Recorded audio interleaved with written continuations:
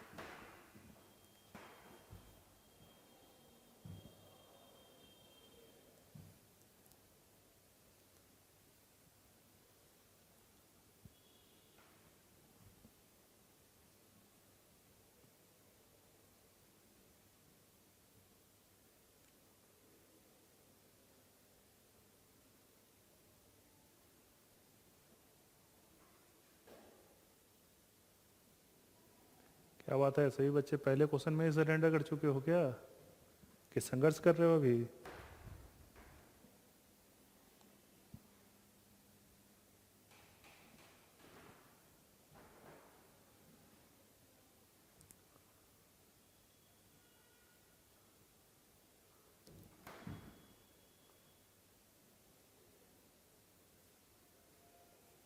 देखो प्रणव सरेंडर कर चुका है. बाकी बच्चे बताइए.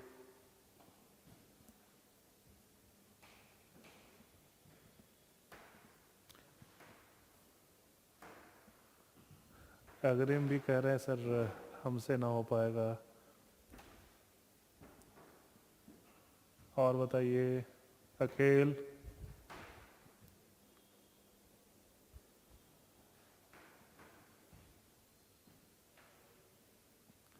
बताइए सॉल्व कर दें क्या? बोलिए सभी बच्चे. अभी कोई सॉल्व कर रहे हैं, ट्राई कर रहे हैं? ओके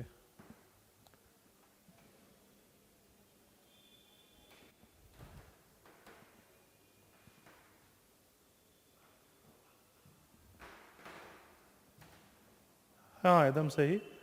एक आपका क्या कंप्लीट सर्किल ऐसा कर सकते हैं, उसी में बात करेंगे.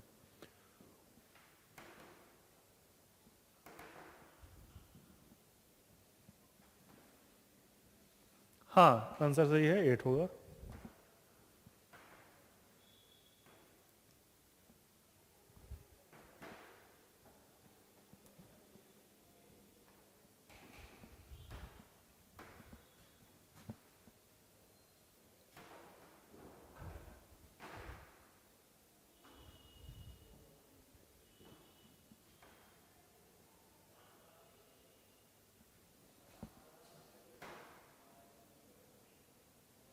हाँ बोलो कितना आ रहा है? 8 आ रहा है. और किसका आ चुका है?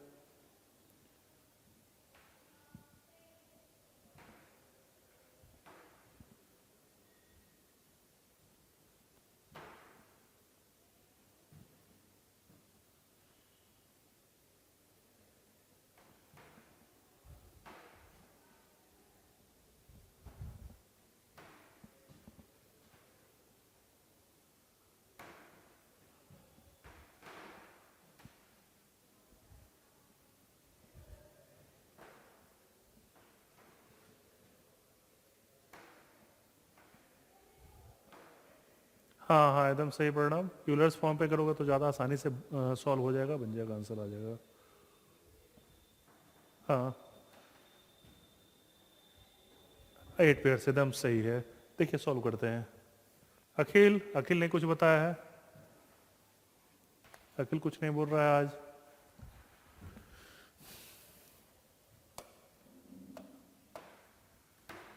इसको ले लेते हैं e to the power i alpha, ये वाला ले लेते हैं e to the power i beta. बोलो ऐसा ले सकते हो क्या ग्रीम? कॉम्प्लेक्स नंबर है, यूनिट सर्किल पे लाई कर रहा है, तो आर आपका रेडियस वेक्टर 1 ले लिए और पहले वाले का रेडियल एंगल अल्फा, दूसरे का बीटा ले लिए। तो e to the power i alpha e to the power i beta हो जाएगा क्या, यूलर्स फॉर्म के कोरिस्पॉन्डिंग। अब इस इक्वेशन से देखो क्या हो गया, e to the power i 2 alpha plus e to the power i 2 beta equal to 1 दिख गया। अब लेफ्ट वाले कॉम्प्लेक्स नंबर का, ये जो लेफ्ट में कॉम्प्लेक्स नंबर लिखा है, इसका रियल पार्ट क्या होगा? लेफ्ट में जो कॉम्प्लेक्स नंबर लिखा है इसका रियल पार्ट क्या होगा?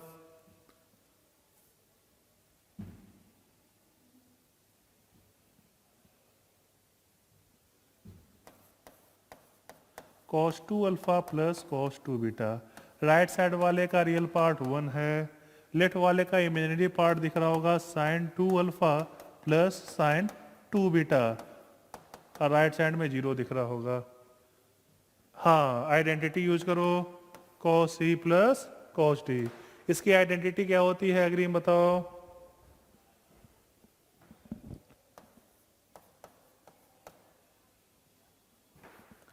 हाँ हाँ हाँ हाँ हाँ हाँ, तो ये वैल्यू आ गया alpha plus beta times of cos alpha minus beta is equal to 1। Second वाला देखो sine c plus sine d, इसका आइडेंटिटी बताओ।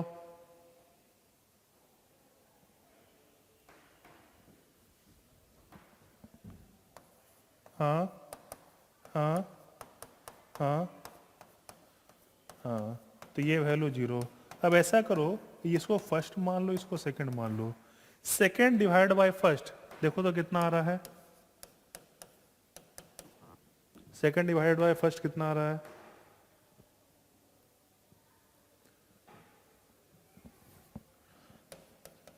अच्छा ठीक है। अब बताओ 0 से 2 पाई इंटरवल पे किस किस एंगल पे tan वैल्यू 0 होता है? तो यहाँ पे पहला केस में अल्फा प्लस बीटा को 0 ले लो, दूसरे केस में अल्फा प्लस बीटा को पाई ले लो। अब ये बताओ अल्फा प्लस बीटा को 0 ले लिए तो उस पर साइन वैल्यू 0, कॉस वैल्यू आपका कैस, कॉस वैल्यू का कोई आपका केस बन सकता है क्या? ये सेकंड वाले पार्ट से अल्फा प्लस बीटा को 0 लेने पे, तो 0 इंटू कॉस इक्वल टू 0, तो कॉस का कोई भी रियल वैल्यू ले सकते हैं, तो इसीलिए सेकंड पार्ट से कोई कमेंट नहीं कर पाएंगे अल्फा माइनस बीटा के बारे में, सेकंड पार्ट को छोड़ देते हैं। फर्स्ट पार्ट लेके चलते हैं, alpha plus beta equal to 0 वाले पे। अल्फा प्लस बीटा को 0 ले लिए तो कॉस वैल्यू कितना हो गया? अल्फा प्लस बीटा को अगर 0 ले लिए तो 0 वाले पे कॉस वैल्यू कितना होता है? 2 इंटू अब यहाँ पे देखो, यहाँ से बीटा माइनस अल्फा यहाँ सब्स्टिट्यूट करो तो कितना आ रहा है? बीटा का वैल्यू माइनस अल्फा सब्स्टिट्यूट करने पे 2 अल्फा इक्वल टू 1, तो cos 2 अल्फा का वैल्यू कितना आ गया? 1/2 आ गया। अब बताओ इस वाले इक्वेशन, इस वाले ट्रिग्नोमेट्रिक इक्वेशन के कोरिस्पॉन्डिंग 0 से 2 पाई में कितने वैल्यू होंगे cos के, मतलब 2 अल्फा के? 4, तो अल्फा के 4 हो जाएंगे है ना, क्योंकि आपका 2 अल्फा 0 से 4 पाई में बिलोंग कर रहा है। अल्फा हैव 4 वैल्यूज इन 0 से 2 पाई। बोलो ये क्लियर? इसी पे कोरिस्पॉन्डिंग इस पे बात करते हैं। अल्फा प्लस बीटा जब पाई रहेगा तो उस पर साइन वैल्यू 0 होता है, तो 2 into zero into cos equal to 0, तो कॉस का कोई भी रियल वैल्यू आपका ले सकते हैं, ये क्लियर। तो उससे अल्फा माइनस बीटा पे यहाँ कोई रिलेशनशिप नहीं बन रहा है, तो सेकंड वाले पार्ट को एज इट इज छोड़ देते हैं, रहने देते हैं।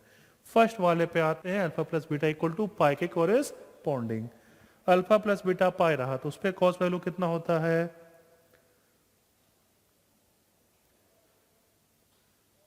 -1, तो 2 इंटू -1, पहला इक्वेशन क्या बना, 2 इंटू -1, और बीटा का वैल्यू माइनस अल्फा सब्स्टिट्यूट कीजिए, कितना बन गया कॉस,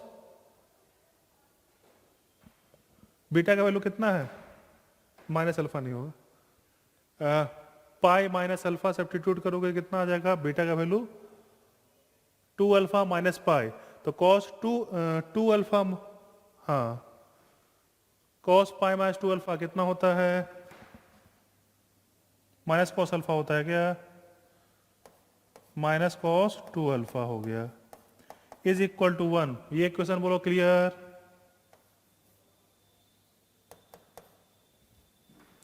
अब इस वाले पार्ट से cos 2 अल्फा का वैल्यू कितना आ गया,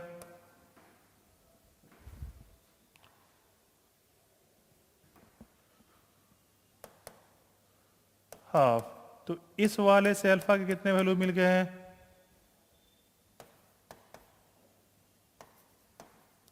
है 4 वैल्यूज ऑफ अल्फा इन 0 से 2 पाई।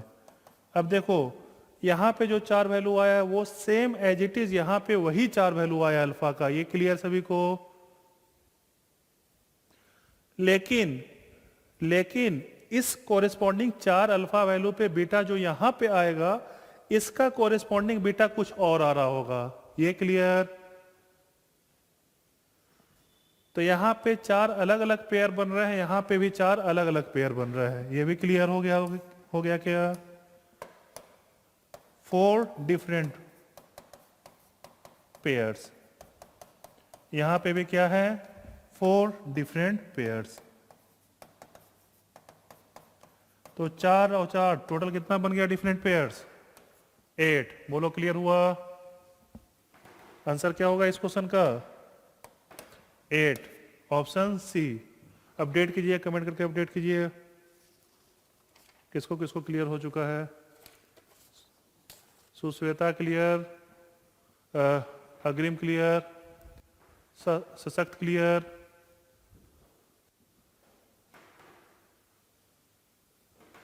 प्रणव क्लियर, और कौन है, अखिल।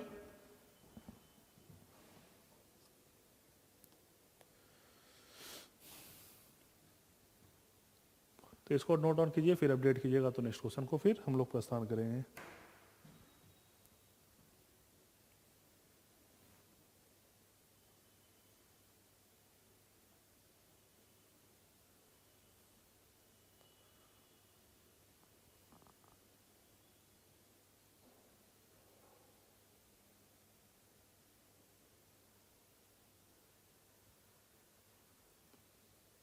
इसको ऐसे एस्टेरिस्क मार्क कर लेना, ये कम्प्लेक्स नंबर रिवीजन के कॉरस्पॉन्डिंग तुम इस क्वेश्चन को as a example revision point of view से इसको ले सकते हो, रख सकते हो, बढ़िया क्वेश्चन है।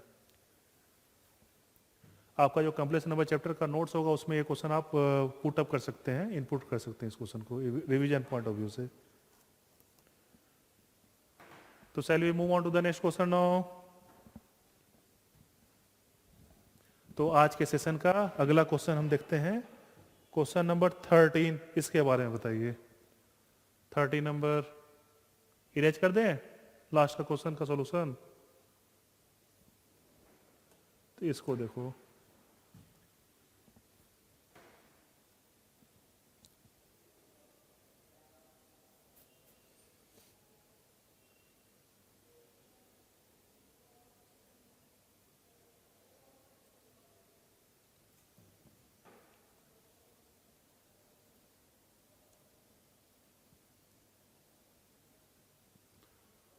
किस चैप्टर का है ये, पेयर्स परमुटेशन कॉम्बिनेशन, सही है।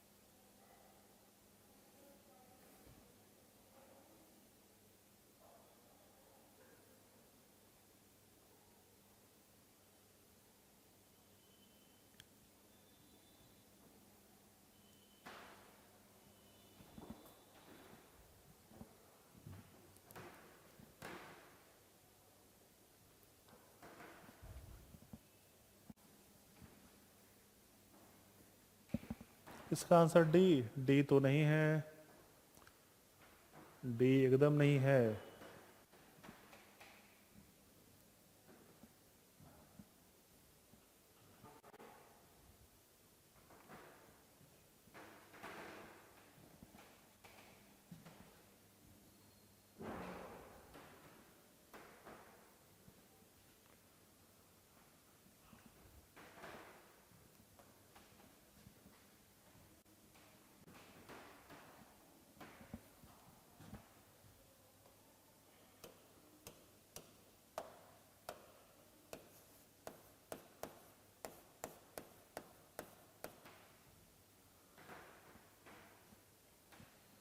हाँ जरूर।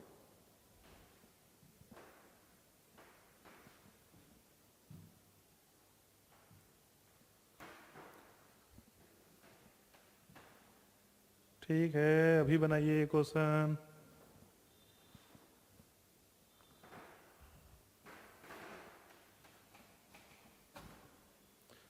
अग्रिम बोल रहा था कि सर अभी मार्केट गया है कनेक्ट करके खाना खाने के लिए। हाँ ए सही है, ए सही जवाब है।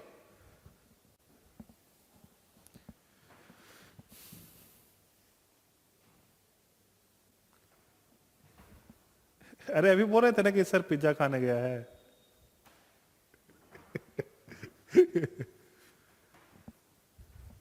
देखो सारी जनता सुनी थी, तुम बोले थे।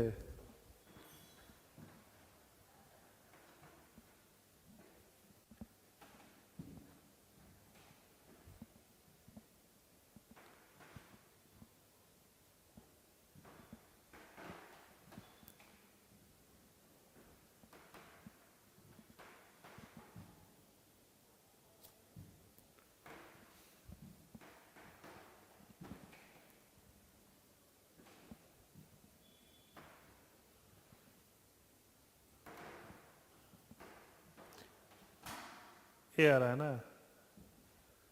हाँ हाँ हाँ, टोटल माइनस वर्ड्स।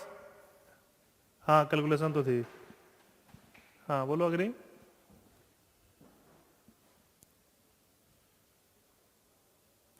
कितना बक्सा भरना है? 4 बक्सा भरना है। ओके। हाँ पावर 4 वाली। Required number of words, required number of words, total words without any restriction, total words without any restriction minus words with vowels only, with vowels only, minus words with consonants only, consonants only। Total कितने words बन जाएंगे? पहले बक्से में 26 option है भरने के, दूसरे में भी 26, तीसरे में 26, 26 टू द पावर 4। वॉवेल्स कितने होते हैं इंग्लिश अल्फाबेट में? 5 टू द पावर 4। कॉन्सोनेंट कितने होते हैं? और सॉल्व करोगे तो ऑप्शन ए कितना है? 26, 18, 70, 26, 18, 70, ऑप्शन ए। कोई ट्रिक यही है कि आप जितना फास्ट कैलकुलेशन कर लीजिए। हाँ हाँ हाँ, कैलकुलेटर दिया हुआ था। अच्छा अलाउड था, इसीलिए ये क्वेश्चन दे दिया था, इसीलिए ये क्वेश्चन दिया है। कैलकुलेटर दे दिया था। हाँ पिछले साल 19 का है, पिछले ने उसके पिछले साल 19 का है। हाँ ओके, 20 में था ये, 20 का नहीं 19 का है। नेक्स्ट क्वेश्चन देखें, क्लियर है ना? ये क्वेश्चन देखो,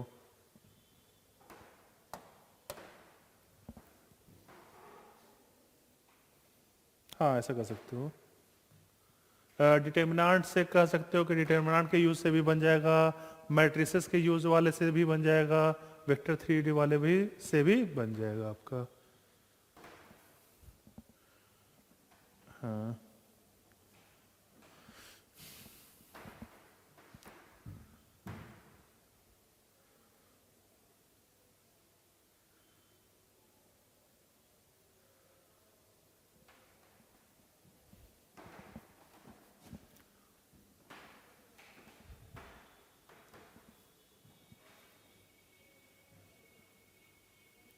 एक प्लेन क्या है? एक प्लेन वह प्लेन है जिसका नॉर्मल वेक्टर 1 1 1 है, और ये कहां से पास कर रहा है? ओरिजिन से। तो इक्वेशन बता पाओगे प्लेन का क्या होगा?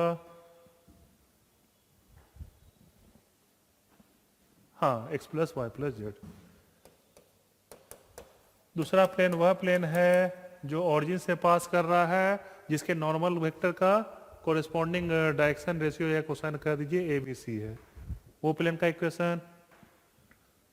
हाँ, तीसरे वाले प्लेन का इक्वेशन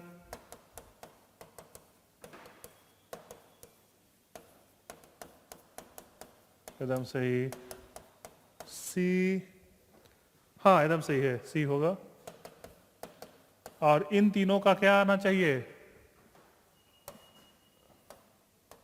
हाँ, नॉन जीरो होना चाहिए डिटर्मिनेंट का वैल्यू। तो ये वैल्यू बताओ, ये क्या है आपका? a minus b into b minus c into c minus a आएगा क्या?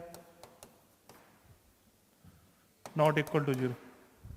एलिमेंट्री ऑपरेशन कह दो, या फिर ये आपका क्या कहते हैं सिमेट्रिसिटी से एक जगह बी पुट करो। देखो जीरो बन रहा है, तो a माइनस बी आपका क्या हो जाएगा? इसका डिटर्मिनेंट का एक फैक्टर। b की जगह c पुट करो, जीरो बन रहा है, b माइनस सी दूसरा फैक्टर, और c की जगह a पुट करो, बन गया c माइनस ए तीसरा फैक्टर। तो ये असल में क्या है, क्या कहते हैं, इस टाइप के स्टैंडर्ड रिजल्ट्स होते हैं ये डिटर्मिनेंट के, तो वो याद ही कर लेना ज़्यादा बेटर रहेगा। तो यहाँ से दिख रहा होगा कि a b के इक्वल नहीं हो सकता है, नहीं तो इक्वल होगा तो जीरो के इक्वल हो जाएगा, b c के इक्वल नहीं हो सकता है, नहीं तो जीरो इक्वल होगा तो जीरो बन जाएगा, और c a के इक्वल नहीं हो सकता, तो तीनों आपस में इक्वल नहीं है, ऐसा बोल देंगे यहाँ पे। तीनों में से कोई भी दो वैल्यू इक्वल नहीं है। कौन ऑप्शन हो गया? सी। क्लियर? ओके, तो इसको नोट डाउन कीजिए, तो फिर नेक्स्ट क्वेश्चन देखेंगे।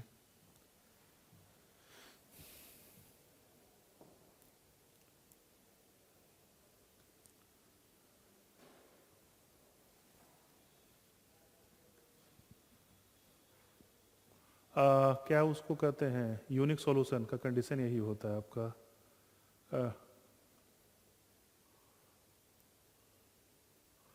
ये बोल रहे हैं कि ये तीनों प्लेन को सॉल्व करने पे बोला है कि ये तीनों प्लेन जो है एक पॉइंट से पास कर रहा है, सिर्फ और सिर्फ एक ही पॉइंट से पास कर रहा है।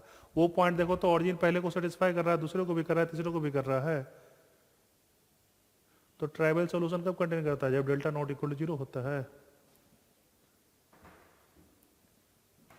आगे सुश्वेता।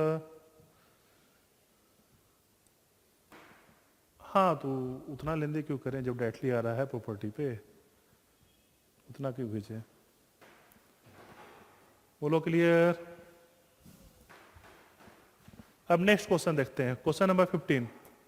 पहले इसका बताइए आप लोग, ये किस चैप्टर का है? 15 नंबर प्रोबेबिलिटी। हाँ, तो अब इसको बनाओ।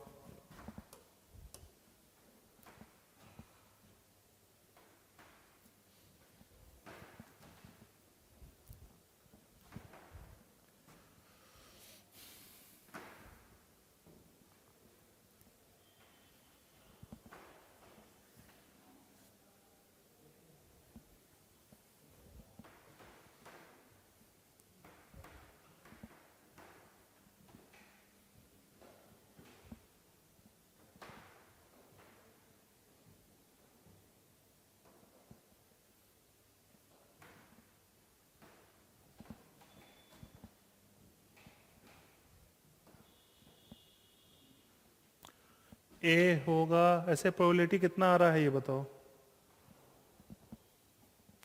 2, प्रोबेबिलिटी 2 आ रहा है। वन से, अब सही बोले हो। प्रोबेबिलिटी टू बोलना मतलब क्या हुआ, 2/1, वो पॉसिबल नहीं है। प्रोबेबिलिटी हमेशा 1 से छोटी होती है, और 2% सही जवाब है।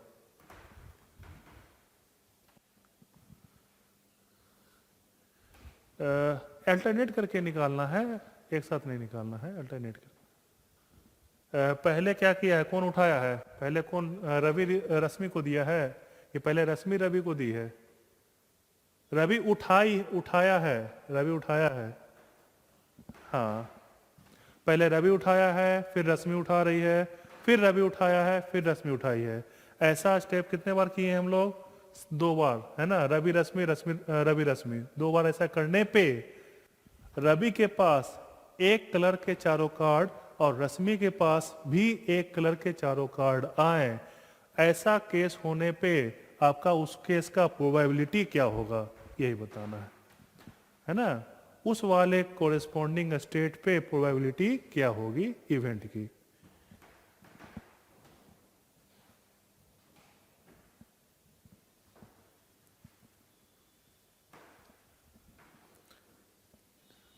एक बंदे पे चार स्टेप हो जाएगा। पहले रवि पिक किया, नहीं, 2 केस बनेंगे, 2 केस बनेंगे। या तो रवि के पास चारों रेड आए, या फिर रवि के पास चारों ब्लैक आए, 2 केस बनेंगे। हाँ हाँ हाँ हाँ, तो ये या तो रवि के पास चारों रेड हो सकते हैं, या फिर रवि के पास चारों ब्लैक हो सकते हैं। इसके अलावा कोई केस नहीं बन रहा है।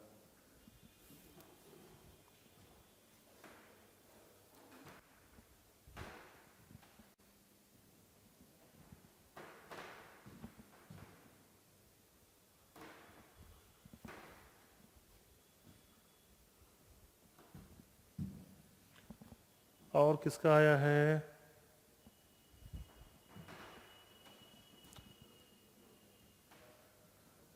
और अक्षत नहीं आया आज? है, अच्छा अच्छा। अक्षत अखिल के साथ गया था? नहीं गए थे, तो अखिल अखिल अकेले मार्केट गया था।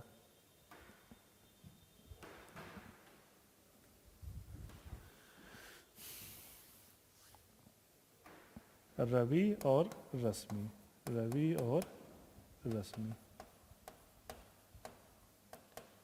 इसके पास कॉम्बिनेशन कैसा कैसा है? 2 रेड और 2 ब्लैक का है। रवि के पास 2 रेड 2 ब्लैक, रश्मि के पास, हाँ। और ऑपरेशन 1 या स्टेप 1, फर्स्ट स्टेप में क्या किया? रवि एक कार्ड पिक किया है। तो ये वाला जो हम लोग सोच रहे हैं इवेंट, उस इवेंट में रवि के पास चारों रेड लाने के बारे में सोच रहे हैं। तो चारों रेड लाने का मतलब रेड तीसरे जो पहला उठाएगा वो रेड उठा लिया है, ऐसा कर लेते हैं। तो रवि के पास बताओ तो 3 रेड 2 ब्लैक हो जाएगा क्या? रश्मि से एक रेड उठा लेगा तो। और रश्मि के पास एक रेड और 2 ब्लैक रहेगा जब रवि एक बार एक कार्ड पिक कर चुका है। दूसरे स्टेप में अब कौन पिक कर रहा है? तो रश्मि पिक कर रही है। तो रश्मि को क्या पिक करना है? जो इवेंट होने के लिए ब्लैक पिक करना है, तो एक ब्लैक पिक करवा देते हैं। तो यहाँ पे क्या हो गया? R b b b. Step 3 के लिए हमको रवि के पास चारों रेड होने हैं, तो इसमें से कौन सा कार्ड पिक करेगा रवि? इवेंट के कोरेस्पॉन्डिंग, इवेंट फेवर होने के कोरेस्पॉन्डिंग रेड पिक करवा देते हैं। और यहाँ पे रहा 3 ब्लैक। स्टेप 4 में अब रश्मि बताओ कौन कलर वाला कार्ड पिक करेगी इवेंट फेवर के लिए? ब्लैक वाला। एक ये केस बन सकता है, दूसरा कोरेस्पॉन्डिंग रेड ना पिक करा के ब्लैक पिक करवाएंगे। तो बताओ दूसरे वाला जो ऑप्शन देखेंगे, उस ऑप्शन का भी प्रोबेबिलिटी सेम टाइप का रहेगा क्या जो पहले वाले का बनेगा?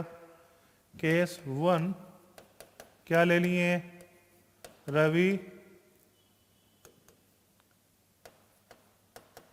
हैव 4 रेड, रवि है 4 रेड।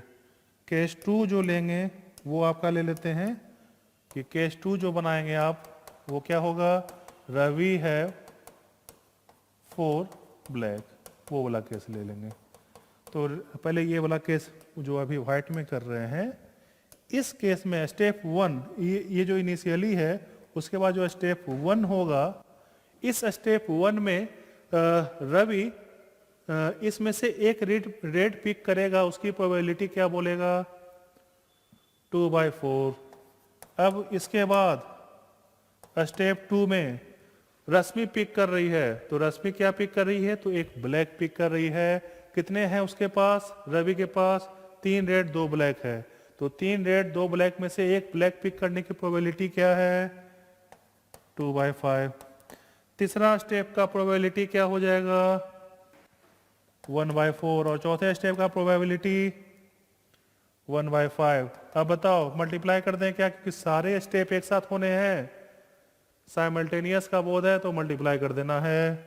2/4 इंटू 2/5 इंटू 1/4 इंटू 1/5, इसका प्रोडक्ट बताओ कितना है, 1/100।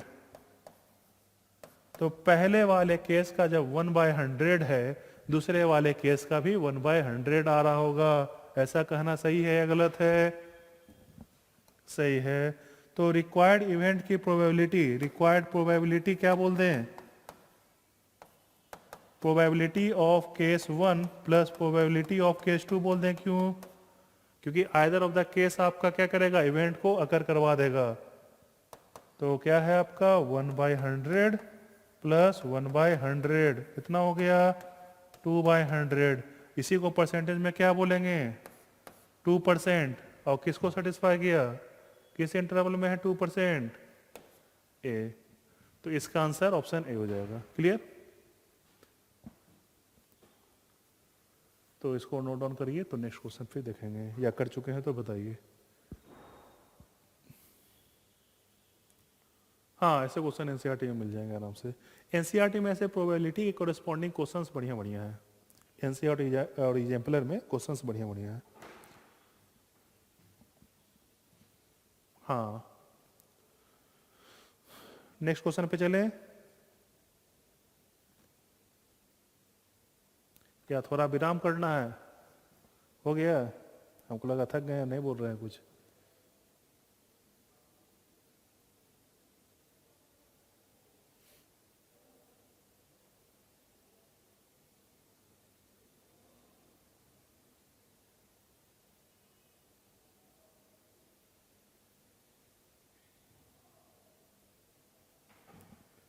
सोल्यूशन मिटा देना इसका।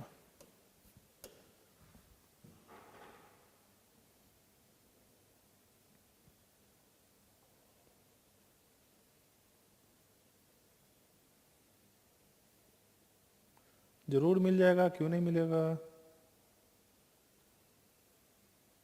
नहीं मिला था, ठीक है मिल जाएगा इस बार।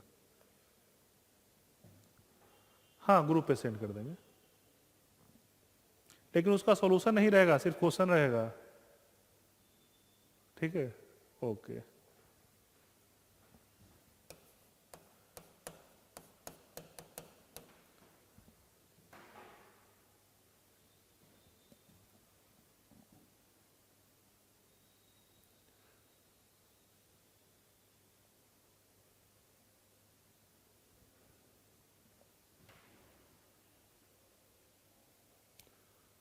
देखो शायद बिना इंटीग्रेट किए हुए एरिया निकाल पाओगे तुम, बिना इंटीग्रेशन के ही एरिया निकाल पाओगे, या एरिया के बारे में तुम को रिलेट कर पाओगे कि A1 A2 में कौन बड़ा है, या A2 A3 में कोरस्पॉन्डिंग तीनों में कौन बड़ा है छोटा है।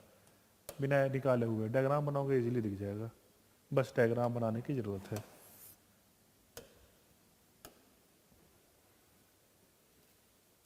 आर स्क्वायर सेट्स में पढ़ी होगी, सेट्स और रिलेशन में आर इंटू आर होता है r square, real to real Cartesian product.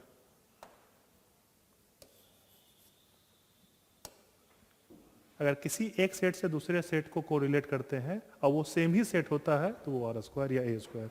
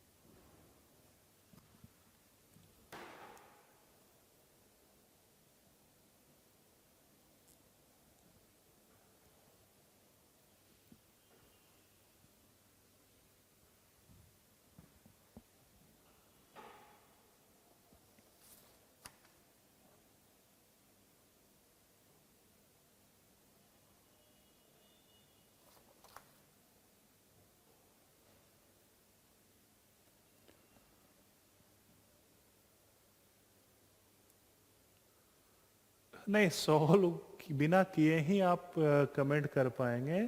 असल में एरिया पूछा नहीं है। हाँ हाँ,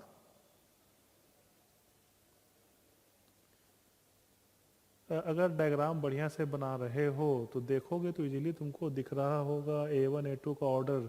एरिया जो आपका शेडेड बनाए होगे, उस शेडेड में आपका ऑर्डर क्या है, कौन बड़ा है कौन छोटा है।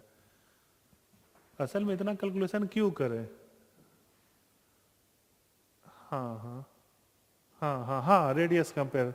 सर्किल का इक्वेशन जो है वो रेडियस के कंपैरिजन से आपका इजीली सिंपली मतलब कंपेयर करके ही बोल पाओगे।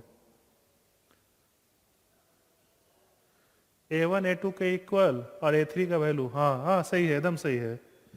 तो बताओ, कैल कैलकुलेशन करने की जरूरत है क्या इसके लिए। हाँ, एकदम एरिया इक्वल हो गया। कैलकुलेशन करके हम टाइम क्यों वेस्ट करें, जब बिना कैलकुलेशन के ही हम इजीली बोल पा रहे हैं तो। हाँ, सीधा कंपेयर कर सकते थे।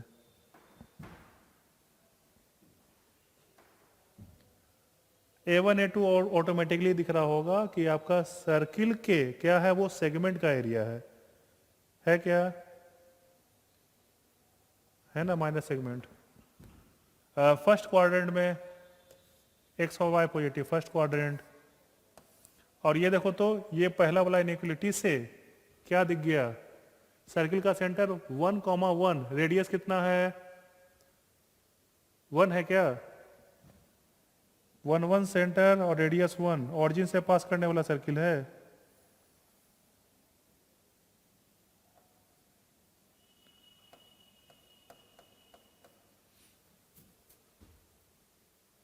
और दूसरा क्या है, x plus y less then.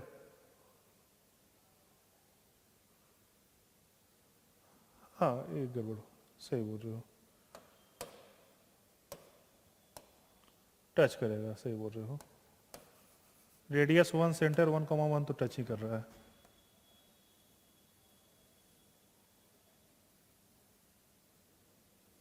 Centre 1,1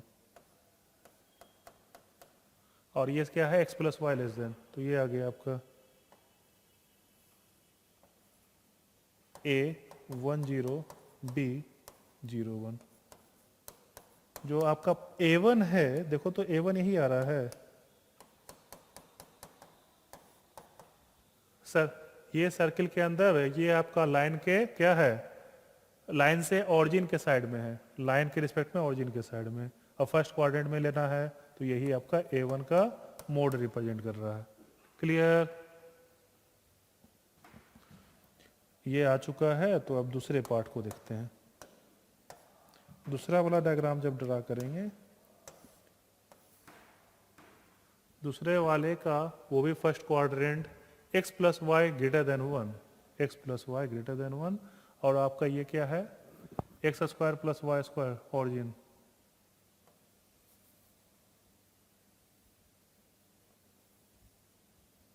A10 B01। जो रिक्वायर्ड एरिया देखो तो यहाँ पे रिक्वायर्ड एरिया ये आ रहा है। और देखो तो ये A2 जो एरिया दिख रहा है और A1 एरिया आपस में इक्वल है क्या, शेडेड। तीसरा पार्ट के आते हैं। तीसरा पार्ट में क्या है, लाइन के बाहर, लाइन से ऑरिजिन के अबे फर्स्ट क्वाड्रेंट में, और x cube plus y cube क्या है, लेस देन 1 है, x cube plus y cube less than 1। अच्छा ये देखो x plus y equal to 1 है, x square plus y square थोड़ा दूर चला गया, x cube plus y cube इसके रिस्पेक्ट में और थोड़ा दूर जाएगा क्या, ऐसा कर दें। तो इसी में ड्रा कर देते हैं ये part. X cube plus y cube जो जाएगा वो इस टाइप से कह सकते हो कि ये।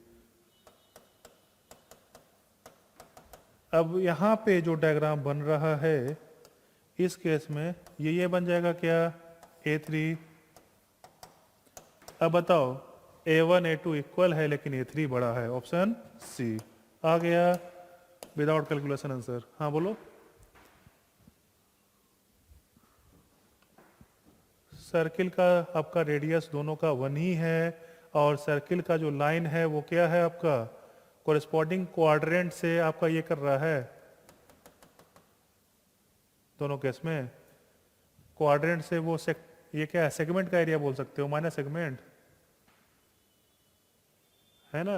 और वो आपका वो सेगमेंट सेंटर पे एंगल भी सेम बना रहा है, वो सेगमेंट आपका सेंटर पे एंगल भी क्या बना रहा है, सेम बना रहा है। हाँ, तो सेगमेंट का एरिया इक्वल ही हो जाएगा।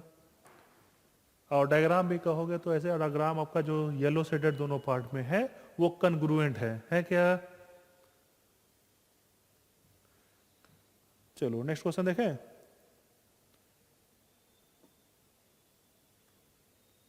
नेक्स्ट 17 नंबर, ये बताओ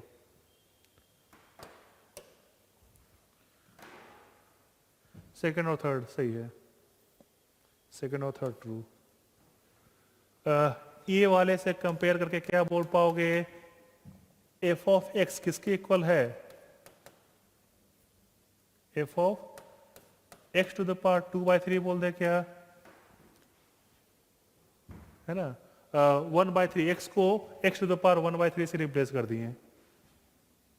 एफ ऑफ एक्स में जो एक्स है उसको 1/3 से रिप्लेस कर दिए, एक्स को क्या किए हैं, एक्स टू द पावर 1/3 से रिप्लेस कर दिए, आ जाएगा ये।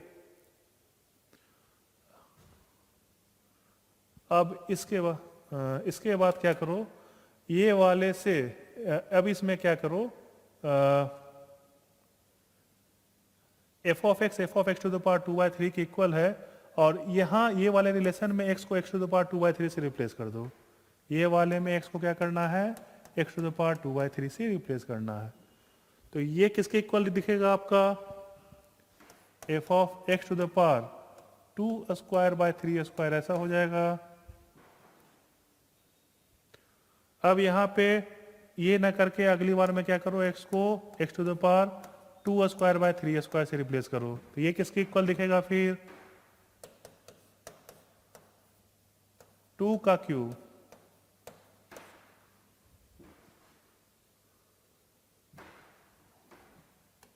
स्क्वायर में 2 मल्टीप्लाई किए, क्यूब आएगा कि 4 आएगा, हाँ इसमें किए हैं, ठीक है। तो ये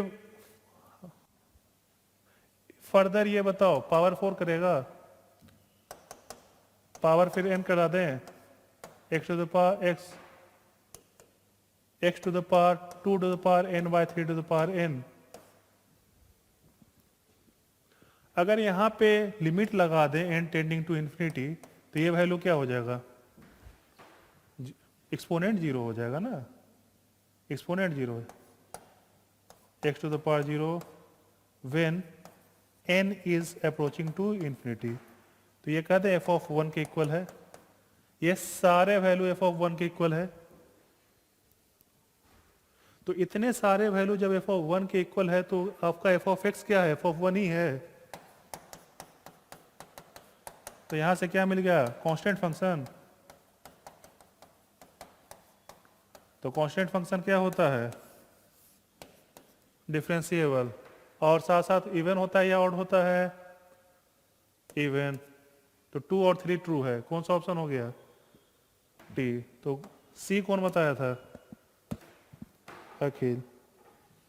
अच्छा, हाँ ये सही है, मेरा गलती सर पे थोप दो, सर आपने गलती से लिख दिया। अच्छा, इसमें नहीं कहा था किसी ने, अच्छा ओके ठीक है, क्लियर है। हाँ बताइए,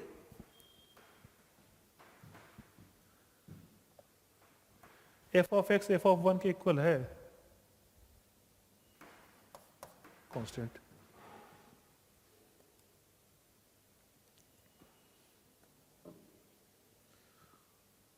देखो तो के पी वाई का लेवल देख लो क्या होता है, समझ गए ना। तो इसको अलग से नहीं, उतनी मुश्किल नहीं होती है, मेंस लेवल से थोड़ा रहता है, क्वेश्चंस कुछ कुछ बढ़िया मिल जाएंगे लेकिन सारे बढ़िया मिलेंगे ऐसा नहीं है। हाँ क्योंकि अगर आप जेई मेंस और एडवांस टारगेट कर रहे हैं, अगर आपका लक्ष्य क्या कहते हैं माउंटेन की ऊंचाई पे चढ़ना है, तो बीच में छोटे मोटे हर्डल्स आपको दिक्कत नहीं कर सकते हैं, है ना। तो ये वही चीज़ है, ऊंचाई उसके चोटी पे पहुंचने वाले क्या है, ये सब छोटे मोटे रुकावट है जो इजीली आप लोग पार कर पाएंगे। नेक्स्ट क्वेश्चन देखें, 18, इसको देखो।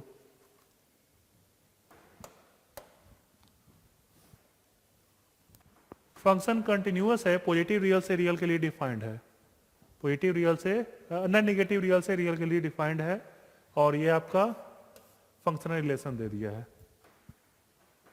तो यहाँ पे क्या बोला है, f(1) कितना होगा, ये बात पूछा गया है।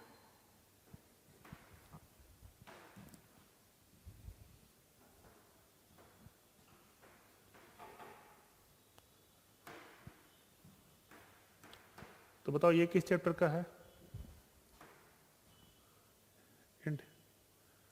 हाँ कह सकते हो।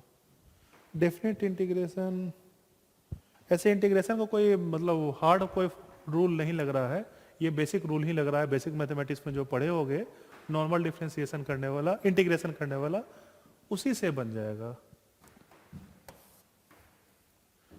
हाँ, डिफरेंशिएट करके इंटीग्रेट कर देंगे। तो इंटीग्रल पर जब डिफरेंशिएट करते हैं तो उसको कहते हैं न्यूटन लेबनिज रूल से हम लोग डिफरेंशिएट करना। जब इंटीग्रेशन वाले फंक्शन पे, इंटीग्रेबल फंक्शन पे डिफरेंशिएट करना होता है, तो उस टाइप का डिफरेंशिएशन न्यूटन लेबनिज रूल से करते हैं। ये क्या कहता है, ये कहता है कि इंटीग्रल को जब आप डिफरेंशिएट कर रहे हैं, तो जो आपका इंटीग्रैंड है, इंटीग्रैंड में वेरिएबल को अपर लिमिट पुट कर दीजिए, ठीक है। इंटीग्रैंड में वेरिएबल की जगह अपर लिमिट पुट कर दीजिए, फिर उसको अपर लिमिट के डेरिवेटिव से मल्टीप्लाई कर दीजिए, समझे। अगर ये लिखा रहे f(x) to the power g of x, capital f(t) लिखा रहे, इसको डिफरेंशिएट कर रहे हैं, तो ये क्या होता है, ये आपका capital f(g) of x, g dash x minus f of x into f dash x, ये कह रहे हैं। ये पढ़े हैं, देखो करके हो।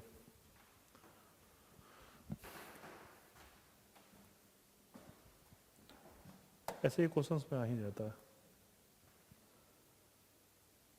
ये पढ़ाया जाएगा आपका, आगे पढ़ाया जाएगा। ये इंटीग्रेशन है, डिफरेंशियल इक्वेशन में ही, डिफरेंशिएशन में ही बता दिया जाएगा। Newton Lebanese rule, Newton Lebanese rule, इस रिलेशनशिप में ये देखो, तो जब भी इंटीग्रेट करते हैं तो एक कांस्टेंट ऑफ इंटीग्रेशन आता है, ये तो सभी को पता है। इंटीग्रेट करने पे कांस्टेंट ऑफ इंटीग्रेशन आता है। उस कांस्टेंट ऑफ इंटीग्रेशन का वैल्यू निकालने के लिए क्या करना होगा, आपको कर्व पे एक पॉइंट देना पड़ेगा। वो पॉइंट देखो यहाँ पे कैसे डिसाइड कर पाओगे, कैसे बता पाओगे। तो इंडिफिनिट ही ना है, ये क्या है, जब फंक्शन को डिफरेंशिएट करके इंटीग्रेट कर रहे हो तो इंडिफिनिट ही कर रहे हो। डिफिनिट तो तभी करोगे जब आपको कोई पॉइंट पता रहेगा कि किसी पॉइंट पे वैल्यू क्या है। डिफिनिट इंटीग्रेट तो तभी करोगे जब आपको कर्व पे एक पॉइंट पता रहे। हाँ यही कर रहे हैं, पुट कर दीजिए x का वैल्यू 0, तो 0 पुट कर दोगे तो f ऑफ 0 कितना दिख रहा है, 0 दिख रहा है। तो इसका मतलब जो रिको 1 दिख रहा है,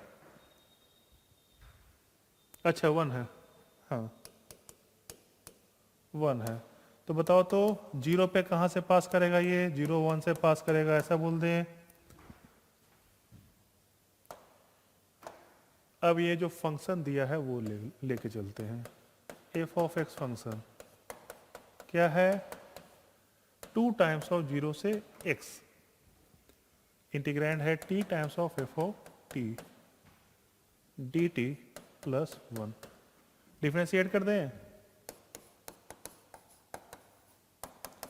क्या हो जाएगा, f डैश x कितना हो गया, 2 times of x into F of x into 1, बाकी छोड़ दे, बाकी रहने दे, कहाँ आएगा कहाँ dx आएगा? dt, अरे इंटीग्रैंड ये इसको कहते हैं इंटीग्रैंड, उसको dt को इंटीग्रैंड कहते हैं। इंटीग्रेशन में इंटीग्रैंड किसको कहते हैं? हाँ ठीक है। अब अपर लिमिट को डिफ्रेंशिएट कर दिए, 1 हो गया। लोअर लिमिट वाला तो 0 हो जाएगा, उसको छोड़ दें क्या? लोअर लिमिट वाला पार्ट -0 कर दें, +0, ऐसा हो गया। अब यहां पे देखो तो f डैश x कितना आ गया है? 2x f ऑफ x, ऐसा आ गया क्या?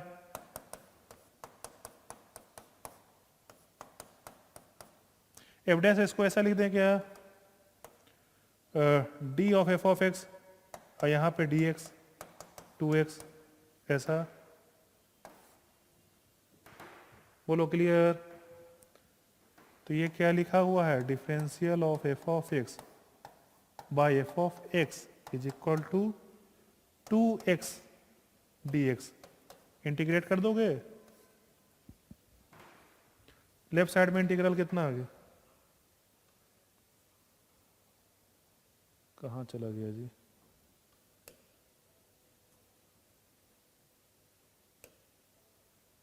गायब हो गया।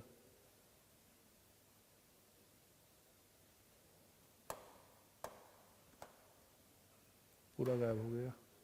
ये क्वेश्चन था, वहीं पे आ जाए क्या? वहीं पे आ जाए कि लिख दें पहले?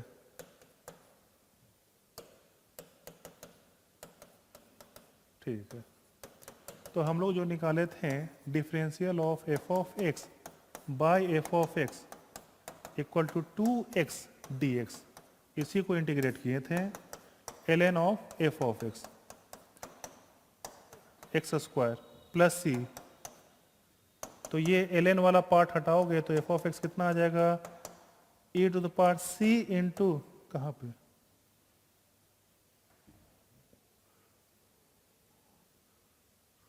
कहीं दिया होगा, कहीं मेंशन कर दिया होगा। fx नहीं है, रियल है ये, fx नहीं है। मॉडुलस डालो या ना डालो उससे फर्क कैसे नहीं पड़ेगा, इसलिए फर्क नहीं पड़ेगा। राइट साइड में देखो एक्सपोनेंशियल इनटू क्या है? e to the power x square. Positive ही आ गया ना, तो मोड क्यों डालें यहाँ पे? राइट साइड पॉजिटिव है तो ठीक है। अब बताओ तो किस पॉइंट से पास करना है इस कर्व को? 0 1 से पास करवाना है, तो e to the power c का वैल्यू मिल जाएगा। कितना आ जाएगा? Since f of x passes through 0 1 0 1, hence क्या हो जाएगा? 1 will be equal to k into, क्या हो जाएगा? k into e to the power 0। तो k का वैल्यू कितना दिखा? f ऑफ x कितना बोल दें? e to the power x square बोल दें। किसका वैल्यू निकालना है? e to the power c है। e to the power k मान लिए इसको, e to the power c को, कांस्टेंट है ना तो इसी को मान लिए। किस पे वैल्यू निकालना है? 1 पे। कितना आ गया? कौन सा ऑप्शन बोले? बताओ। तो इसका आंसर ऑप्शन ए बोल देंगे। क्लियर? इसको नोट डाउन करके अपडेट कीजिए, तो फिर नेक्स्ट क्वेश्चन को देखेंगे।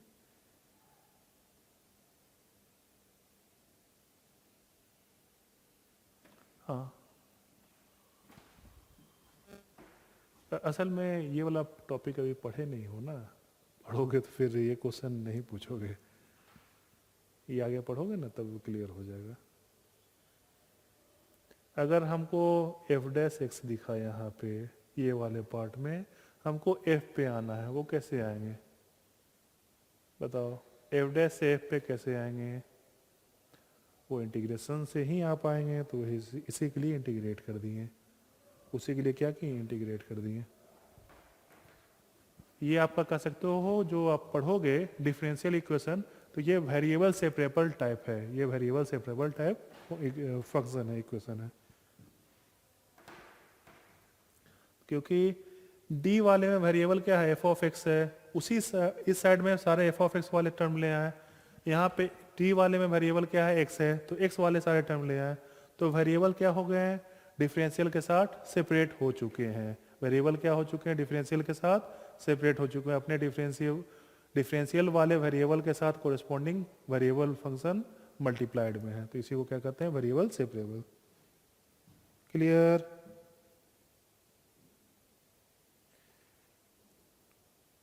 नेक्स्ट क्वेश्चन देखो, दो और क्वेश्चन बचे हैं। ये देखो, ये बहुत ही आसान क्वेश्चन है और आई होप आप लोग बहुत ही जल्दी कमेंट कर दें इस क्वेश्चन को। मुझे ऐसा आशा है कि आप लोग बहुत जल्दी कमेंट कर पाएंगे इस क्वेश्चन पे।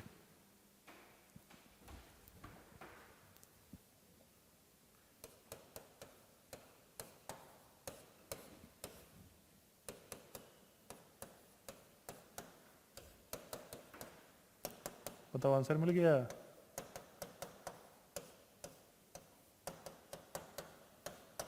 क्या मिला?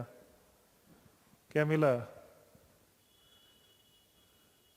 एम जी एम, 0, की 2, होता है।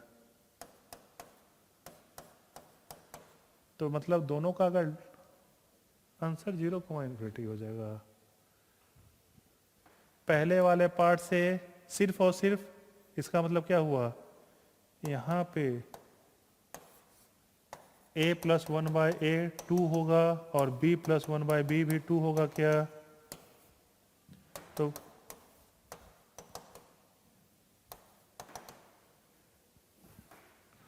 अब बताओ, a 1 के इक्वल दिया है तो क्या बोल दें answer? Empty set. Option answer A. हाँ, तो उसके लिए ऑप्शन दिया है, एम्प्टी दिया है। सारा कुछ तुमको क्वेश्चन के साथ ही मिलेगा। बस क्या है, पूरे लगन और श्रद्धा के साथ, पूरे क्या कहते हैं, मन और श्रद्धा क्वेश्चन पे ही लगाओगे। आप क्वेश्चन पढ़ने में लगाओगे तो सारे आंसर्स आपको क्वेश्चन के साथ ही, ऑप्शन के साथ ही मिल जाएंगे। नेक्स्ट क्वेश्चन देखें। तो ये देखो 19 का लास्ट क्वेश्चन। चैप्टर कौन सा चैप्टर है? सी एंड डी। हाँ, इसका देखो,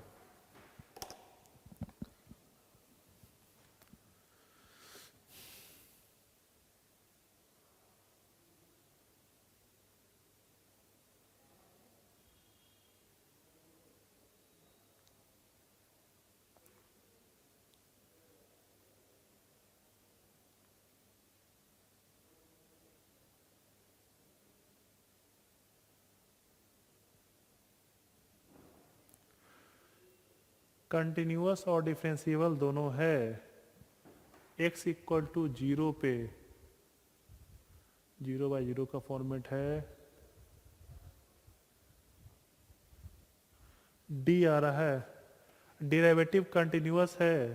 तो इसके डिराइवेटिव को बताओ तो फंक्शन के फॉर्म पे कैसे रिप्रेजेंट करोगे? जब डिराइवेटिव को कंटिन्यूअस बोल रहे हो तो इसको फंक्शन के फॉर्म पे कैसे रिप्रेजेंट करोगे, ये बताओ। वो कैसे बताओ? F dash x break down करके बताना है। एक्स नॉट इक्वल टू 0 पे क्या होगा और एक्स इक्वल टू 0 पे क्या होगा।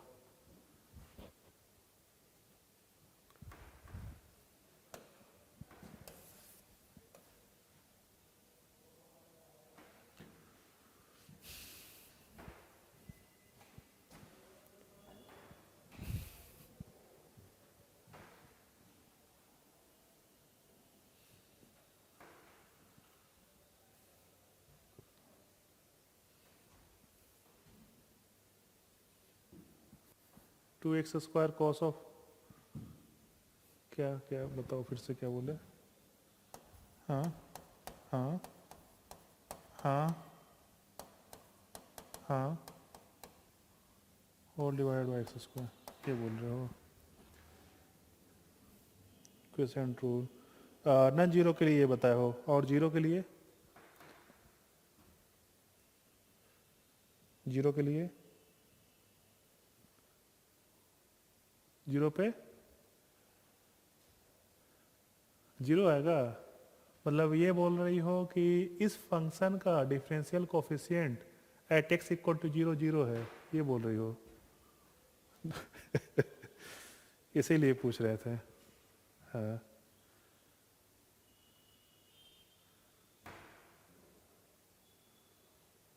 हाँ, अग्रिम एकदम सही बोल रहे हो, वन है। तो फंक्शन के डेरिवेटिव को कंटिन्यूअस तभी बोलोगे जब एक्स इक्वल टू जीरो पे डेरिवेटिव क्या बोलेंगे, वन डिफाइंड करके बोलोगे। बोलो क्लियर? या इसको अगर फर्स्ट डेरिवेटिव रूल से लिखोगे तो क्या हो जाएगा, limit of h tending to zero f of h minus f of zero upon H.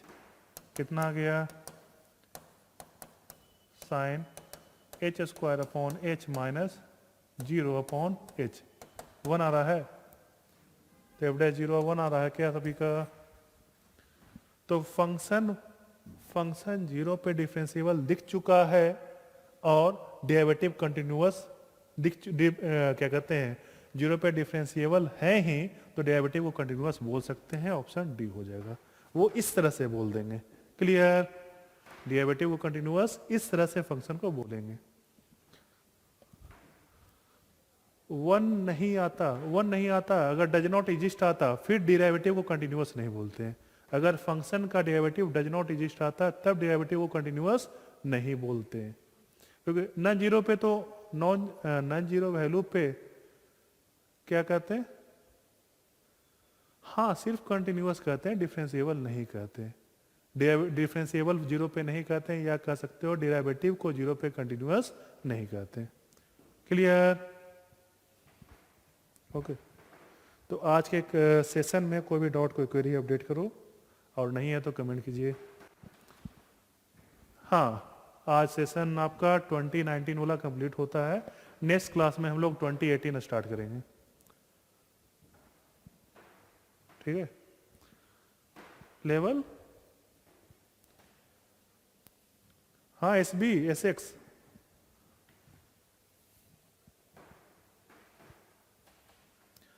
तो ये हर साल नहीं आता है उस टाइप से। 19 में एक ही पेपर आया होगा, देखना। हाँ अच्छा, तो ये लेवल 2 वाला है, ये बाद वाला है।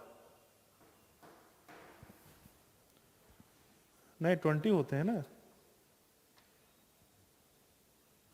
अच्छा हाँ, 10 मिसिंग है, 10 और करवा देंगे। हाँ सही बोल रहे हो, 10 और होंगे, सही बोल रहे हो। लेवल 2 वाले एकदम सही बोल रहे हो। असल में पीपीटी में इंक्लूडेड नहीं है, पीपीटी यहीं पे वाइंड अप आपका हो रहा है। तो नेक्स्ट क्लास में वो करवा देंगे, जो 10 पार्ट आपका लेवल 2 वाले, वो तो हम लोग देखेंगे अगले क्लास में कितना मुश्किल है। पहले से ही मुश्किल बोल दिए हो।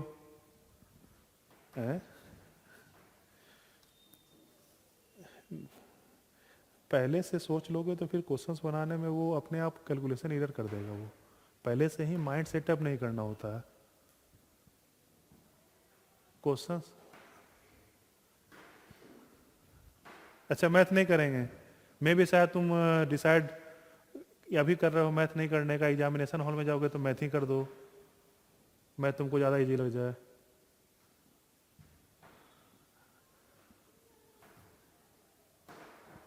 केमिस्ट्री तो बाय डिफॉल्ट इजी है, ठीक है। फिजिक्स मैथ में वो एग्जामिनेशन हॉल में क्वेश्चन देख के ही डिसाइड कर पाओगे। ठीक है? Okay, so we are winding up over here. Will meet you in the next class with level 2 part of 2019 and 2018 questions. Thank you and bye bye.